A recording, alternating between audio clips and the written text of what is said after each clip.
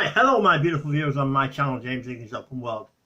What I've got for you now, this is episode 6 of James Higgins World of Strange Powers. And this is an Irish themed episode. So this particular part is about leprechauns. So just 1 second and we'll get to it. Just 1 second. Just 1 second. Head out on St. Patrick's Day and you are sure to encounter a leprechaun or two. 1 second. Right, here we go. Known for their snappy green suits, complete with hat and buckled shoes, the mythical fairy folk are the stuff of Irish legend, often imitated by revelers keen to get in the spirit of the occasion. The story goes that leprechauns are traditionally shoemakers who, for reasons unknown, store all of the gold coins they earn from their graft in a hidden pot at the end of the rainbow. Find the end of a rainbow, they say, and you'll find a pot of gold. Better yet, catch a leprechaun, and you'll be granted 3 wishes in return for his freedom. The folklore surrounding these magical beings certainly makes for entertaining and imaginative reading, but could it all be based in more fact than fiction? Back in 1989, what can only be described as a leprechaun suit was discovered on Carlingford Mountain in County Louth, alongside some small bones and a collection of 4 gold coins. It was a discovery that divided the wider public. 1 second. Just 1 second. Skeptics saw it as part of an elaborate hoax, concocted by bored jokers after one too many pints of Guinness. To their way of thinking, this was just another example of Irish crack. But handful believers saw it as something else, confirmation that some seed of truth existed underneath the centuries of fairy tales and folklore. Chief among them was Kevin McCoyle Woods, a man known to many as Ireland's last leprechaun whisperer. Though still skeptical, Woods was determined to discover the truth and, that same year, led an organized leprechaun hunt in the region that sparked confusion and amusement alike. It would ultimately prove a fruitless endeavor though, with no trace of the ancient Irish being discovered during their travails. Had the leprechauns gone into hiding? Died out? Did they ever exist in the first place? For a while everything went quiet as interest in finding a real-life leprechaun died down. People returned to normal life, and the whole thing was laughed off. But Woods was undeterred, and in 2002 he came across another discovery that prompted similar bafflement. 1 second. Here's the rest of the story. 1 second. Located close to a stone wall on Gone Road in Carlingford, he came across yet more gold coins. Had he planted the coins in the hope of adding the mythology? It's unclear, though things took a turn for the strange when Woods then revealed that the coins had apparently given him the ability to communicate with the Craig, an elder being who apparently served as the elder of the 236 surviving leprechauns, secretly living in the region. A baffling twist with its origins in as much fiction as fact. Quite whether the truth about the existence of leprechauns will ever emerge is unclear. Wow! Just 1 second. Just 1 second.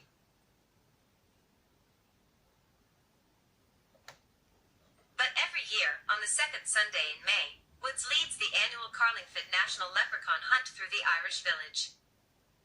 In 2009, the 236 surviving leprechauns in Ireland were afforded protection under the European Habitats Directive.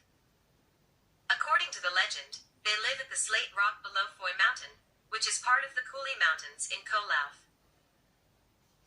Just 1 second. Just 1 second. Here we go. As a mark of appreciation to the people of Carlingford for getting them protected as a species, the little people leave 2,000 cauldrons around the streets of Carlingford for the hunters to collect. Leprechauns may not exist. The whole thing may have been a hoax. But try telling that to this Irish community during hunting season. They might just tell you otherwise. What a story. What a story. Now, I've got the utmost respect for leprechauns. If they're real, they deserve to be left in peace. So don't go upsetting leprechauns, whatever you do. That's what I say. And don't go chasing that rainbow with a pot of money. It's their money, not yours, really. You might get 3 wishes off them, but The pot of gold's their money, really. That's what I say. You know, if they really are leprechauns. So utmost respect for leprechauns. I don't want them cursing me. That's what I say. So massive respect for leprechauns, if they are real. There you go. What can you say about that? Just 1 second. Well, that's the first story. Stay tuned for the next story in this Irish themed episode of James Higgins' World of Strange Powers, episode 6. Thank you very much. Come back. This is the next Irish ghost story. This is a ghost story, this one. Right. Darky Kelly. Darky Kelly. Just 1 second. Here we go. For years, the legend of Darky Kelly was that she was burnt at the stake in 1746 for the crime of witchcraft, but that her only real crime was falling foul of the wicked sheriff of Dublin, Simon Luttrell, known by his title Earl of Carhampton, who had fathered her child. It was alleged that Kelly had threatened to out the Earl as a member of the infamous Hellfire Club, more of which later, and that it was this threat that led to her execution.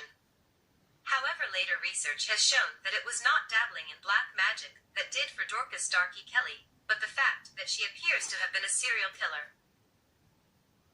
Dorcas Kelly was a brothel keeper in the area close to Christchurch Cathedral. Indeed, a pub on Fishamble Street still bears her name to this day. She was being investigated in relation to the death of a local shoemaker named John Dowling, and during the course of searching her brothel, the remains of 5 other murdered men were discovered. Kelly was tried and convicted of murder, and she was executed in a brutal fashion, hanged, and then burnt alive, on Bagot Street in the year 1761.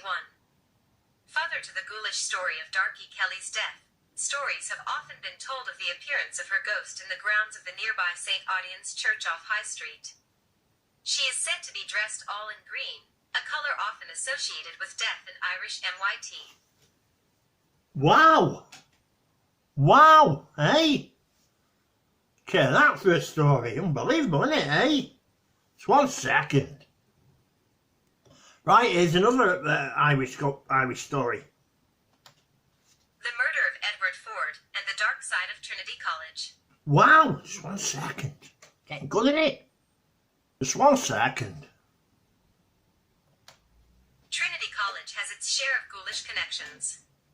Many of the August University's students would go on to write their own tales of the dark and unexpected.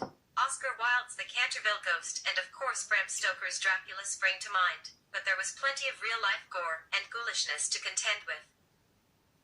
To this day, as a center for medical study, Trinity's medical school still sees its fair share of dead bodies, but while the cadavers donated to medical science today are treated with courtesy and respect, the bodies used by medical students in the 19th century suffered a less dignified fate. Upon construction of the Berkeley Library in the late 1990s, the remains of dozens of bodies were discovered. It was theorized that these were bodies, sourced illicitly through grave robbers and body snatchers by medical students of the past as part of their medical training. They were then quickly dissected and buried under the cloak of darkness. It is not known if any of these individuals haunt the college, but one man, who reportedly does, is former lecturer Edward Ford. In 1734, the somewhat ill-tempered academic was sparked to anger by a group of rowdy Trinity students throwing stones at his windows in the rubrics building of the campus, the fine red brick buildings at east end of the main square. Mr. Ford did not take this sort of hijink well, and decided to disperse the rambunctious students by firing a pistol at them. The drunken group quickly scattered, but sought revenge for being shot at. They returned to their rooms, grabbed their own firearms, and headed back to the rubrics building to teach Edward Ford, fellow of Trinity College, a lesson by firing a shot through his window. Although the intention was not to kill, that was the sad effect. Ford had been shot, and although he could not name his assailant, his last words were said to have been about the identity of the shooter, with Ford saying magnanimously, "I do not know, but God forgive them, I do." Bloody hell, just 1 second. Just 1 second. No successful charges were ever brought against any student for the shooting of Ford, but it is said that a forlorn individual in powdered wig and Georgian attire can be seen wandering the rubrics building at night, and that it is none other than Ford's ghost that haunts the hall. Bloody hell, eh? Wow! Bloody hell. Stay tuned to this channel. James Higgins Open World, and this episode of James Higgins World of Strange Powers, episode 6. 9 to go after this, eh? It's getting good, eh? Get in there! Just 1 second. The Ghost of the Poet Mangan. Wow! Just wait there. Wow. Just 1 second. The Lord Edward Pub and Restaurant sit close to Christchurch Cathedral, and are named after the famous Lord Edward Fitzgerald, the Duke of Leinster, who built Leinster House. It was in or near this building that the poet and scholar James Clarence Mangan was born. Mangan was fluent in a number of languages, and became noted for his translations of European and Middle Eastern works to English, and also for the quality of his own original poetry. Years later, Mangan would be admired by the likes of James Joyce and W.B. Yeats, and he was a friend and contemporary of Thomas Davis, whose statue stands on College Green today. Mangan himself is commemorated with a statue bust in St. Stephen's Green, but his ephemeral, ghostly presence is said to favor returning to the site of his birth, and appears in the Lord Edward Tavern.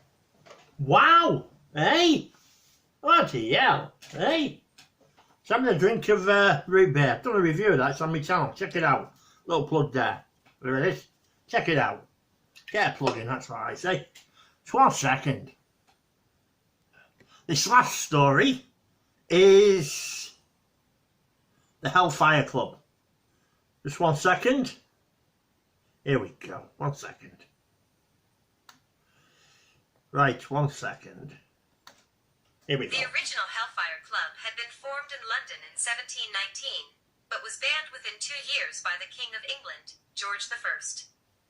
The edicts of the king did not, however, prevent a Hellfire Club emerging for the wealthy young gentlemen of Dublin as a place where they could drink, gamble, hire prostitutes, torture animals, and even do a bit of Satan worshipping. One of the founders of the club was Richard Parsons, 1st Earl of Ross, who was also the first Grand Master of the Freemasons in Dublin. In fact, Parsons' home was on Molesworth Street, where the main Dublin Masonic Lodge has operated since 1869. Parsons and many of the wealthy young gents, or bucks as they called themselves, would meet in taverns and inns around the city to enjoy their debauches, and among their number was the Sheriff of Dublin, Simon Luttrell, who we met earlier in relation to the execution of Darky Kelly. Luttrell was known by various nicknames and titles, including the King of Hell, and was said to have sold his soul to the devil in order to escape crippling debts. The club members moved many of their meetings into the foothills of the Dublin Mountains, specifically the former hunting lodge of William Connolly, Speaker of the Irish House of Commons, and one of Ireland's richest men, on Montpellier Hill, which took on the name of the Hellfire Club. It was reported that on building the hunting lodge, Connolly had used the stones of a former ancient cairn and passage grave, which further added to the ghoulish attraction for the club members. Bloody hell, eh? Wow! Unbelievable, isn't it? Eh? Wow! 1 second. Right, well, that's this episode of James Higgins World of Strange Powers, episode 6, done and dusted. Hope you've enjoyed it. And episode 7 will be out next next Wednesday, as usual. Yes. Yeah, so thanks for watching, and if you've just come across this channel, please subscribe to my channel, James Higgins Open World. And thank you very much. See you on the next one.